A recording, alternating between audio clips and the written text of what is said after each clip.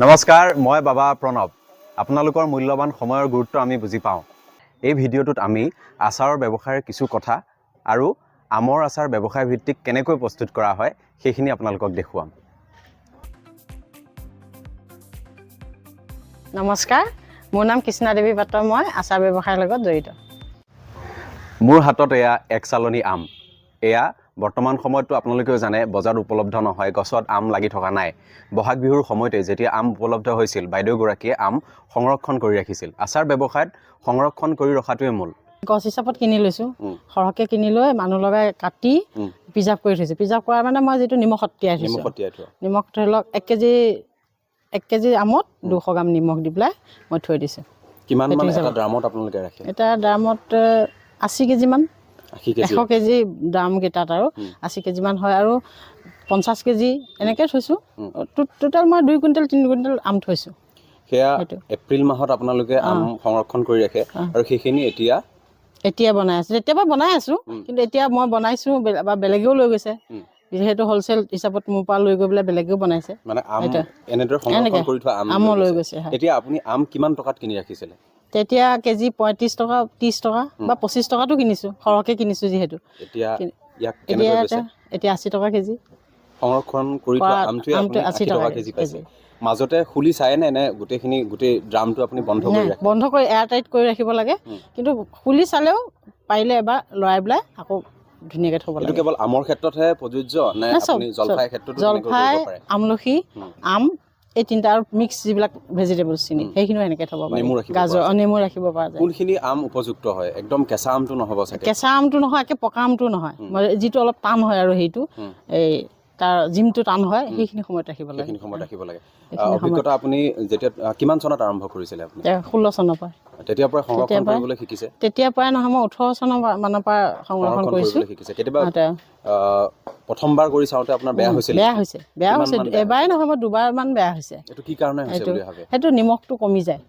নিমখটো কমি যায় আৰু পিছত পাৰিলে নিমখ অলপ অলপ দি থাকিব লাগে, কিন্তু আমাৰ দিয়া নহয়। কেতিয়াবা থাকি যায়, সেই তেতিয়া বেয়া হৈ যায়। ঠিকে আছে। এতিয়া আমি বতৰৰ ফল যিহেতু আম এতিয়া উপলব্ধ নহয়, কিন্তু আমি বৰ্তমান সময়ত এই সংৰক্ষণ কৰি থোৱা আমেৰে আমি আমৰ আচাৰ বনাম। আচাৰ ব্যৱসায়ৰ লগত জড়িত যিহেতু আচাৰ বনাওঁতে যথেষ্ট সাৱধানতা অৱলম্বন কৰিব লগা হয় আৰু সকলোখিনি তেওঁ পিন্ধি লয়, কিন্তু আমি আজি ভিডিঅ'টো প্ৰস্তুত কৰিবৰ কাৰণেহে আমি এনেদৰে বনাইছোঁ যাতে চাবলৈ সুবিধা হয়। আপুনি মোক কওকচোন কি কি লাগিব আমৰ আচাৰ বনাবলৈ?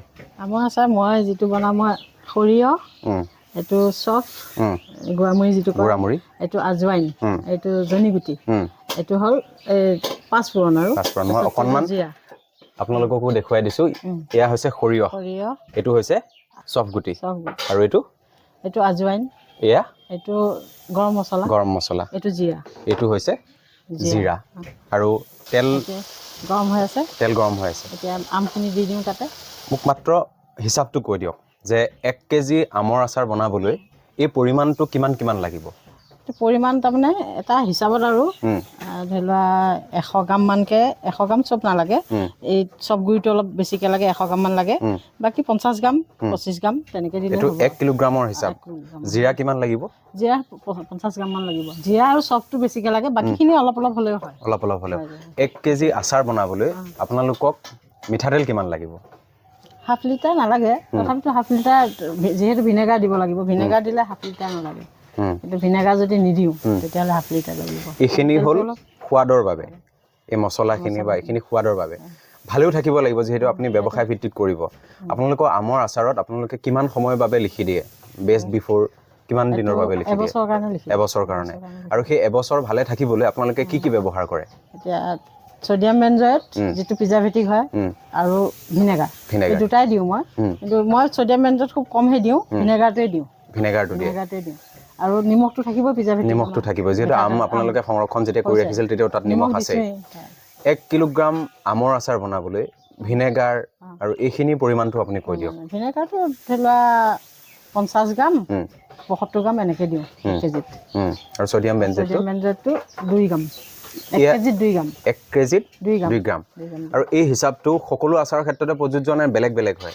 চবতে একে, সকলো আচাৰৰ ক্ষেত্ৰতে 1 কেজিত 2 গ্ৰামেই হয় ছ'ডিয়াম বেনজয়েটটো, যিহেতু প্ৰিজাৰ্ভেটিভটো বেছি দিলেও ভাল নহয়। আৰু সেইটো দিয়াৰ পিছত আমি 75 ঘণ্টা খাব নালাগে 3 দিন 75 ঘণ্টা আমি থোৱাৰ পিছতহে খাব লাগে আচাৰটো গৰম তেলত ধুনীয়াকৈ বনালে তাৰপিছত তাক ঠাণ্ডা হ'বলৈ দিলে নে গৰম হৈ থাকোঁতে আপোনালোকে নাই সেইটো ঠাণ্ডা হয় এদিন ৰাখি দিওঁ এদিন নহ'লেও 12 ঘণ্টাটো ৰাখি দিব লাগে ঠাণ্ডা হ'লেহে আমি তাৰপাছত আপোনালোকে ভিনেগাৰ আৰু এইখিনি দিয়ে আৰু তাৰপাছত আৰু দুদিনৰ পাছতহে আপোনালোকে পেকিং বা অন্যান্যখিনি কৰে আৰু বজাৰলৈ উলিয়াই দিয়ে আপুনি আচাৰ ব্যৱসায় লৈ কেনেকৈ আহিলে আচাৰ ব্যৱসায় যেতিয়া প্ৰথম ট্ৰেইনিং কৰিলোঁ ট্ৰেইনিং কৰাৰ পিছত ঘৰতে বহি নাথাকি ভাবি কিবা এটা কৰোঁ ল'ৰা ছোৱালী স্কুল যোৱাৰ পিছত যিহেতু ঘৰত বহি থাকোঁ কিবা এটা কৰোঁ তাৰপিছতে আচাৰ ব্যৱসায়টো কৰিলোঁ কৰি তেতিয়াহে মানুহজনকো সহায় কৰা হ'ব নিজেও কিবা এটা ইনকম আহিব মোৰ নিজৰ হাতলৈও তাৰপিছত পৰা তেনেকৈ কৰোঁতে দিওঁতে এনেকৈ ওচৰে পাঁজৰে দিওঁতে এতিয়া দোকানবিলাকত দিওঁ ক'ত যায় মৰিগাঁৱত দিয়ে আৰু ক'ত দিয়ে মৰিগাঁও গুৱাহাটী আৰু ডিমাপুৰ গৈছিলে মোৰ মাছ মাংস আচাৰ এটা আছে সেইটো মই ডিমাপুৰ চিমাপুৰ পঠাইছোঁ আৰু দূৰলৈ গৈছে ধৰি লোৱা কিছুমান মানুহে লৈ গৈছে এনেকৈ বেছি দূৰলৈ যোৱা নাই আৰু যিমানখিনি ডকুমেণ্টছ লাগে সকলোখিনি আছেনে আছে মোৰ গোটেইখিনি আছে ফাচাই আছে ট্ৰেড লাইচেঞ্চ আছে আৰু ISO আছে কেনেকুৱা পাইছে আপুনি ব্যৱসায়টোত আপোনালোকৰ কেতিয়াবা 30 কেতিয়াবা 20 মাহে তেনেকৈ আহে সেইটোৱে হয় ভালদৰে চলি আছে অসুবিধা কি পাইছে আচাৰ ব্যৱসায় মানে সেই আৰু কেতিয়াবা বিজনেছ নহ'লে তেতিয়া বেয়া লাগি যায় আৰু বহুত সময় লাগে সেইটো কেতিয়াবা বনোৱাৰ পৰা পেকিং কৰালে বহুত সময় লাগে মানুহ লাগে হাজবেণ্ডেও সহায় কৰে কোনখিনি সময়ত আপোনালোকৰ আচাৰ আটাইতকৈ বেছি বিক্ৰী হয় বছৰৰ এটা সময় থাকে গৰম দিনত নে ঠাণ্ডা দিনত গৰম ছিজনটোত বেছি চলে কোনটো আচাৰ ভোট জলকীয়াটো আপোনাৰ আটাইতকৈ বেছি হয় ভোট জলকীয়াটো গৰম দিনত বেছিকৈ বিক্ৰী হয় জানো ঠাণ্ডা দিনতো হয় কিন্তু গৰম দিনতো বিচাৰে মানুহে বিচাৰে আপোনালোকৰ ভোট জলকীয়াটো আটাইতকৈ বেছি হয় বাঁহগাজ আৰু ভোট জলকীয়াটো চলে আমটো চলে কিন্তু বাঁহগাজ ভোট জলকীয়াটো বেছি চলে বাঁহগাজ আৰু ভোট জলকীয়াটো বেছি চলে ভৱিষ্যতে কি চিন্তা কৰিছে এই আচাৰ ব্যৱসায়ক লৈ এইটো কৰি মই নিজে এটা ডাঙৰ ইউনিট কৰা ডাঙৰকৈ চব মেচিন লৈ পেলাই এনেকৈ কৰি পেলাই ভাবি আছোঁ আৰু কি হয়গৈ নাজানো কিন্তু ভাবি আছোঁ এইটো আপোনাৰ সৈতে আৰু কেইগৰাকীমান জড়িত হৈ আছে এতিয়া আমি 7 চিষ্টাৰ আমাৰ এটা গোট আছে তেওঁলোকেও আমাৰ একেলগে কৰোঁ আমি 7 চিষ্টাৰ আমি 7 গৰাকী আছোঁ ইয়াতে 7 গৰাকী আপোনাৰ ইউনিটটোৰ সৈতে সংযুক্ত হৈ আছে গোটেইখিনি মানুহ ৰেড চিলি কিমান দিছে বাইদেউ ইয়াতে ৰেড চিলি ধৰি লওক নিজৰ ইচ্ছামতে তুমি কালাৰটো কেনেকুৱা বিচাৰা আৰু জ্বলাটো কিমান লাগে তোমাক এইটো ইচ্ছা নিজৰ আন্দাজমতে দিব লাগে তথাপিও আপুনি 1 কেজি হিচাপত কিমান দিব 1 কেজি হিচাপত ধৰি লোৱা 50 গ্ৰাম লগা নাই 25 গ্ৰামমান লাগিছে 25 গ্ৰামমান ব্যৱহাৰ হৈছে আমৰ আচাৰ প্ৰস্তুত হৈ গ'ল অলপমান সোৱাদ লৈ চাম কেনেকুৱা হৈছে